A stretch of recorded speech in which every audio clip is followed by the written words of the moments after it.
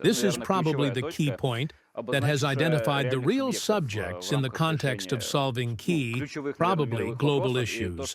And the fact that there was a real panic on the European side, which is happening now, where they have hastily gathered in a huge camp to go and persuade Trump, suggests that, firstly, some decisions have really been made that have a long-term strategic nature, and they do not concern Europe and their opinion, firstly, and secondly, that the window of strategic dialogue is open, and this interaction will continue.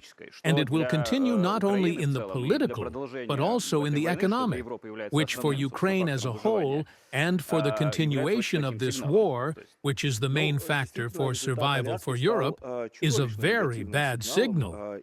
Well, indeed, the Alaska result has become a monstrously negative signal and just a disaster for both the American War Party and the European War Party. Here is a very indicative reaction to the results of the summit. The publication of Keith Kellogg's daughter. Let me remind you that Keith Kellogg is Trump's special envoy to Ukraine, which means that he also adheres to a pro-Ukrainian position to a greater extent, perhaps under the influence of his daughter.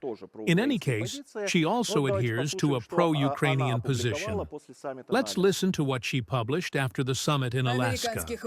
American military personnel in uniform should not have been forced to roll out the red carpet for our enemy.